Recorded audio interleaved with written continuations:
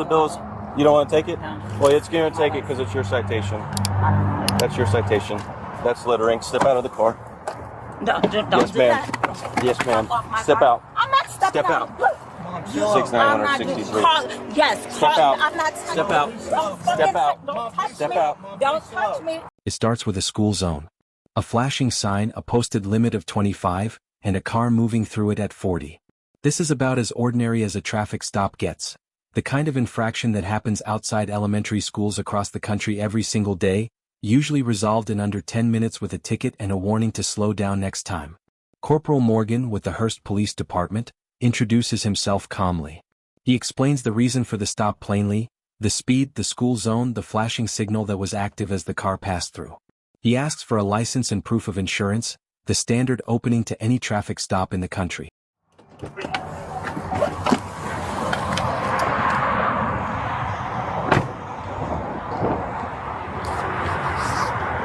Hi there.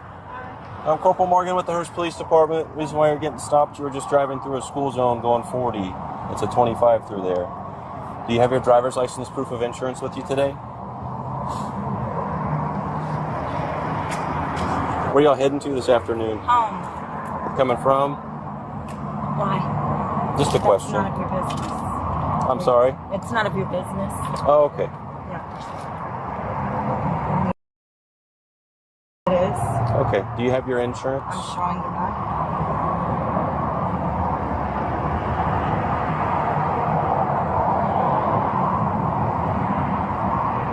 The conversation that follows has an edge to it almost immediately. A simple question about where the family is heading gets a clipped response. A comment about not a good business passes between them. Ambiguous, a little tense, the kind of exchange that could mean any number of things depending on tone alone, which this transcript can't fully capture. What is clear is that neither party seems entirely at ease with the other from very early in this stop. The officer checks the documents, steps away briefly to verify the information, and returns with a citation for speeding through the school zone. He's careful to clarify something important here. Signing a citation is not an admission of guilt. It's simply an acknowledgement that you received it. This is standard procedure, explained the way officers are trained to explain it, specifically to avoid this exact kind of misunderstanding. The driver, identified partway through the stop as Tanisha, declines to sign anyway. The officer doesn't push the point. He notes the refusal on the citation and moves on to a routine registration check, noticing the car doesn't have a visible registration sticker. She explains she just bought the vehicle and is waiting on the sticker to arrive. He asks if she has a bill of sale as an alternative. She doesn't have that either. Any reason for the hurry this afternoon? I wasn't in a hurry. I didn't even see a school zone. Oh, there's a flashing signal as you were driving through, directly on the side of the roadway.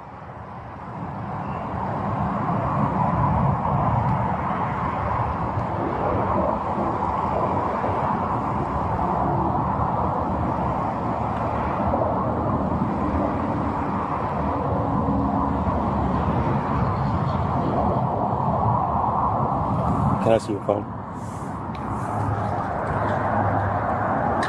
That's good till March. Let me go check on your license. I'll be right back with you. Y'all just stay in the car for me.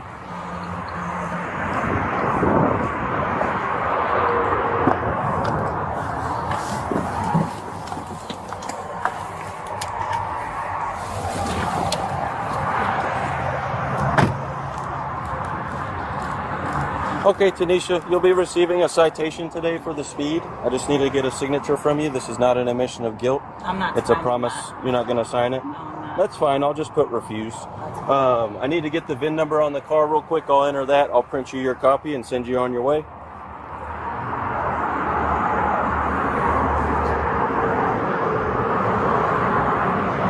None of this, up to this point, is unusual. Every element of it, the speeding citation, the refusal to sign, the missing registration sticker, happens at traffic stops constantly, all across the country, almost always without incident. Then the officer hands over the citation, and something happens that neither side agrees on. According to the officer, the citation ends up on the ground, thrown from the car after he placed it inside. According to the driver, she never touched it. The implication in her words is that it was dropped or discarded by circumstances outside her control, not intentionally by her. This single disputed moment, whether a piece of paper was thrown or dropped, becomes the pivot point for everything that happens next. The officer tells her to step out of the car. She says no. I just bought this car, so I'm waiting for it.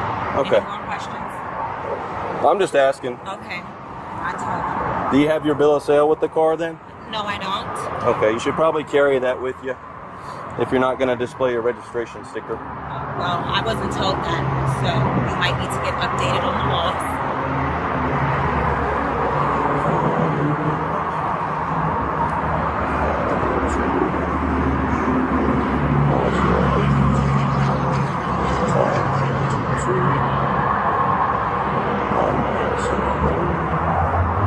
All right, give me just a second.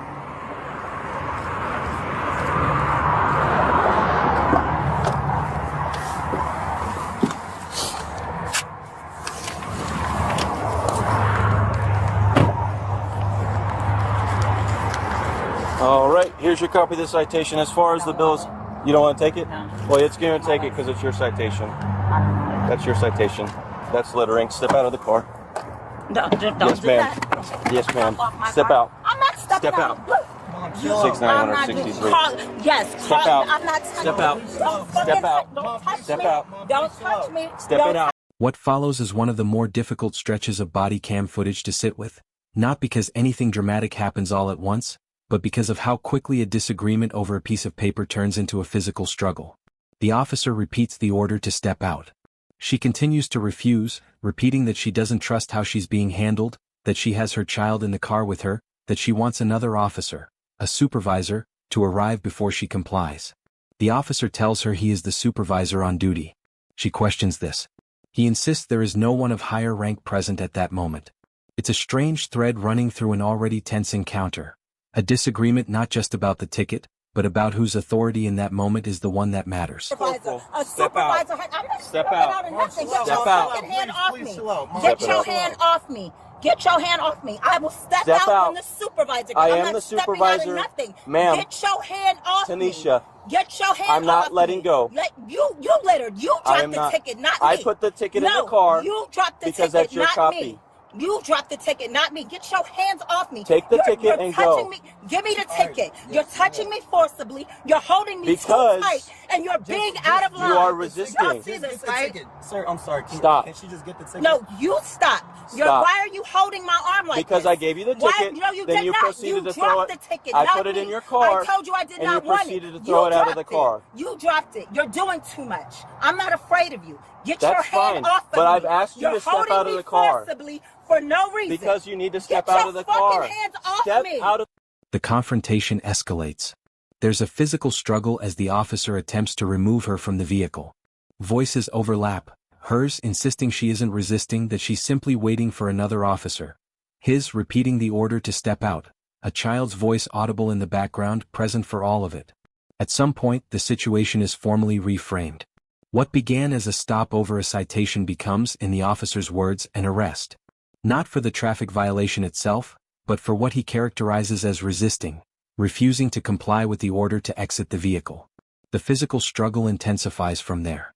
There's a stretch of the footage where very little verbal negotiation is happening at all, just repeated commands to stop, to get out, layered over each other, urgent and overlapping.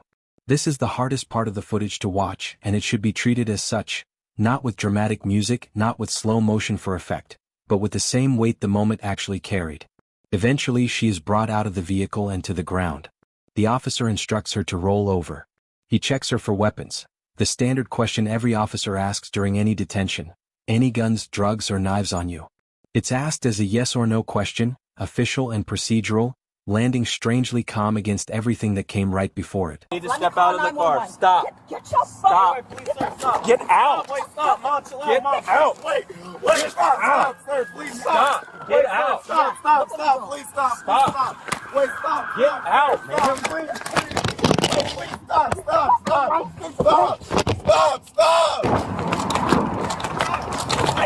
Get out. Wait, please stop. Roll over. Roll over. Roll over. Roll over. How am I going to roll over? Roll over. Roll over to the left. Pull your hand up.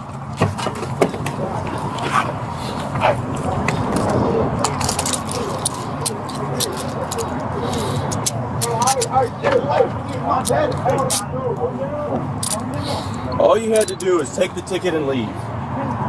813, one female detained. She's in custody.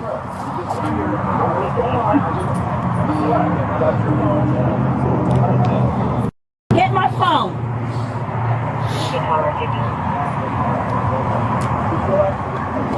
Alright. Get her set up and have her sit up against the bumper of the car. Okay, lean you this way. Step up. My feet, knees. There we go. Throw her in this car back here. Face the number 11. Right there. Spread your feet for me. No guns, drugs, knives on you, right? No guns, drugs, or knives on you. Yes or no?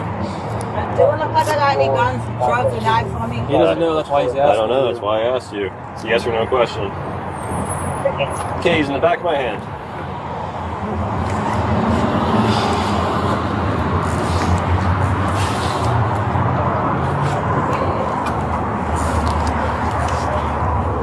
Get my phone. Get in there.